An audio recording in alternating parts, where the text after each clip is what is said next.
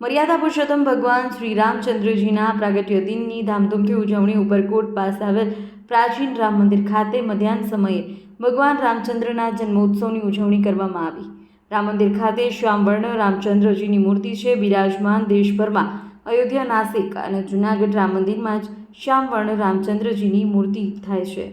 પૂજા 800થી વધુ વર્ષ જૂનું છે। ઉપરકોટ પાસે આવેલ રામચંદ્ર ભગવાનનું મંદિર બપોરે 12 કલાકે ભગવાન રામચંદ્રના જન્મોત્સવને લઈ મહાઆરતી યોજાઈ।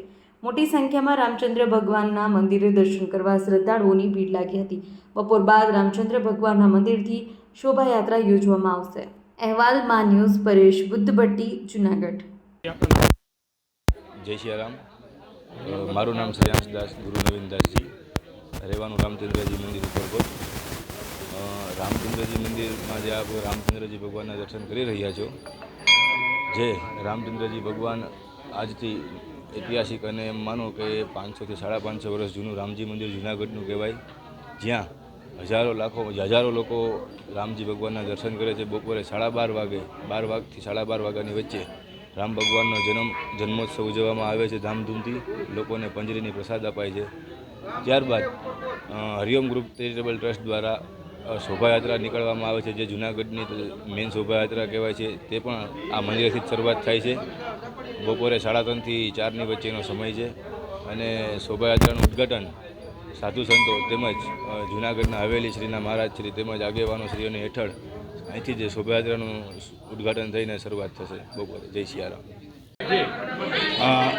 જય સિયારામ।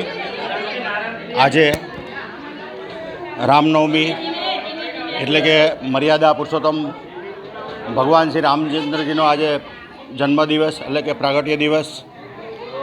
દશરથ નંદન કૌશલ્યાનંદન ભગવાન શ્રી રામચંદ્રજી મહારાજનો આજે જન્મદિવસ આખું ભારત દેશ ઉજવે છે। ત્યારે ઉપરકોટ સ્થિત રામચંદ્રજી મંદિર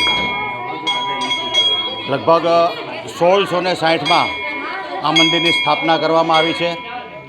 જે તે સમયે આ મંદિરની સ્થાપના કરી ત્યારે આ મંદિરમાં શ્યામવર્ણ રામ એટલે કે કાળા રામ તરીકેના ઓળખાતા રામજી અહીંયા બિરાજમાન છે।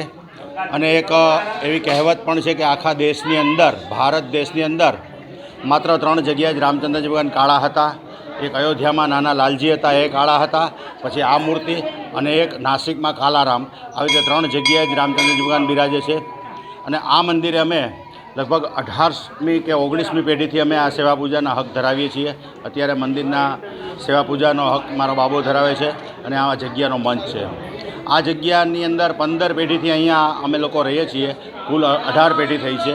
મૂળ અગ્રાજી ગાદી રેવાસા ચિત્તોડગઢથી અમે લોકો આવેલા, અને જૂનાગઢ પહેલાં જંગલ હતું ત્યારે માત્ર 5 કે 7 મંદિરો જ હતા જંગલમાં। એમાં ભવનાથ મહાદેવ, દામોદર કુંડ, રામજી મંદિર, નરસિંહ મહેતાનો ચોરો અને ઇન્દ્રેશ્વર, આટલા મંદિરો જ હતા। એ વખતથી આ મંદિર જૂનું છે અને આજે રામનવમીનો અહીંયા તહેવાર ઉજવવામાં આવ્યો છે। હજારો લોકો સવારથી જ આવે છે। બપોરે શોભાયાત્રા નીકળવાની છે 4 વાગે, જે હરિઓમ ગ્રુપ તરફથી નીકળવાની છે, અને 2 દિવસ પહેલાં પણ રામોત્સવ અહીંયા ઉજવાઈ ગયો છે, તે હિન્દુ સમિતિ તરફથી ઉજવવાનો છે।